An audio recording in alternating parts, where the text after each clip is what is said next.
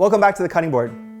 Latkes are traditional potato pancakes, and generally they're made with very simple ingredients. Potatoes, onions, eggs, a little flour, and then they're fried.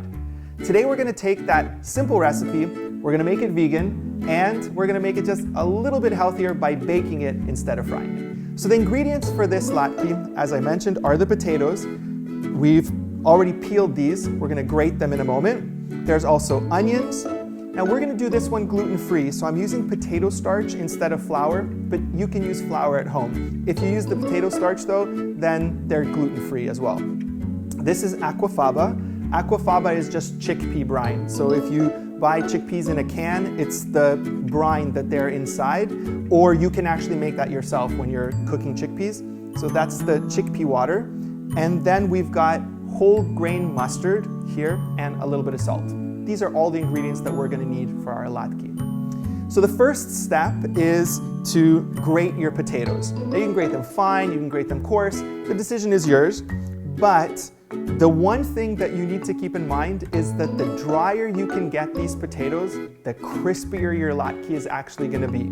That's why I'm going to be grating them onto a cloth, which I'm going to use to squeeze out as much excess water as I possibly can before I actually mix together my ingredients. So I'm going to go over the sink here, and I'm going to first of all use my hands to get out as much as I can, just with my hands first. You'll notice there's a lot of water that comes out. The drier that I can get these potatoes, the better they're actually going to turn out. So starting it with my hands first. You're going to want to do this by the sink because you're going to be washing your hands a couple times during this recipe. Let's take a few more handfuls here.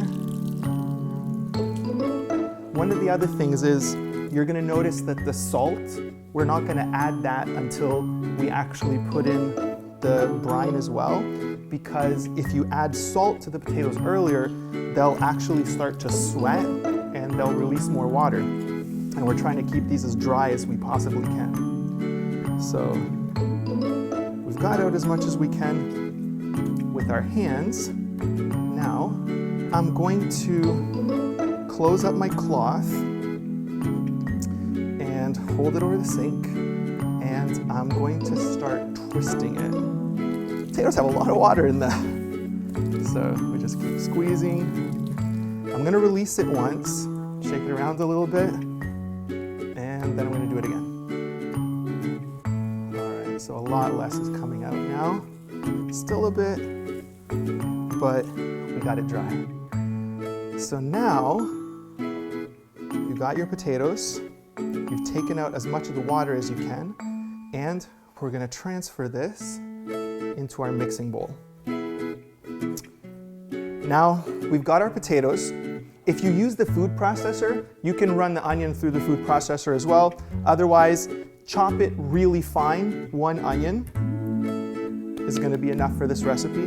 And as you can see, we lose a little bit of potato as we're doing different steps of this recipe. That's why the recipe calls for 5, but using 6 is still going to be pretty good. In addition to this, we are going to add flour, or if we want to make it gluten-free like we're doing today, we're going to do potato starch. And we're going to be doing 2 tablespoons of potato starch. And we're going to set that aside for just a second. And we're going to make a liquid part of our recipe. We're going to use 2 tablespoons of Aquafaba, or chickpea brine. It's going to do the same thing binding as the eggs would do. Then we're going to have our kind of flavor element, which is 1 tablespoon of whole grain mustard, stone ground mustard, and 1 teaspoon of salt. And remember, you want to add the salt to this and not directly to the potatoes, because we don't want them to start sweating and releasing water. Take a little whisk and put that all together. This will only take a second. And once that's ready, now you're going to start using your hands again. We're going to start mixing this. So you're going to want to get your flour and your onions mixed in. Then you're gonna put in your liquid ingredients. One more mix. Just make sure the Aquafaba coats everything, because that is your binder.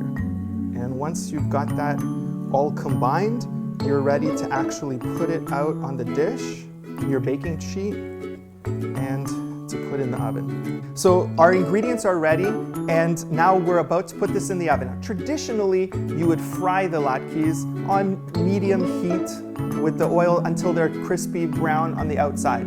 We're gonna change that up today. We're gonna put them in the oven. Because we got them nice and dry, they're still gonna be crispy. You're gonna get the same flavor, but you're not gonna have to actually fry them. Now, we're gonna put down just a little bit of oil onto the baking sheet. If you decide to use parchment paper,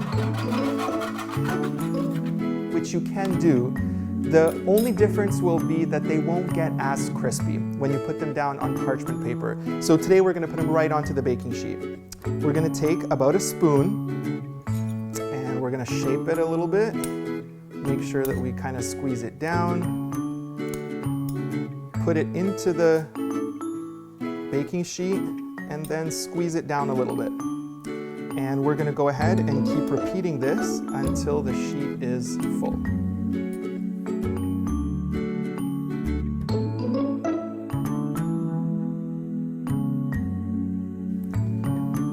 So pat them down and you'll repeat as many times as you need. What we're gonna do now is put them in the oven. The oven's being preheated to 400 degrees. We're gonna put them in for 15 minutes. We're gonna flip them. We're gonna put them in for another 15 minutes. Then we're gonna crank it up to 425, and we're gonna bake them again for 5 minutes on each side. And they'll come out nice and golden brown. So that last 5 minutes, if you want, just keep an eye on it. If it's done at 5, if you need a few more minutes, you keep them in until they're nice and golden brown all around. So the latkes come out of the oven nice and crispy, and when you're gonna eat them, there's all kinds of different ways. You can eat them in a sandwich, you can eat them as part of your meal with other dishes. I really like to eat them the traditional way, which is with sour cream. Here I have our sour cashew cream, which is very simple and easy to make. You can get the recipe right here, and I'm just gonna go ahead and eat it like this. So a little bit of that sour cream.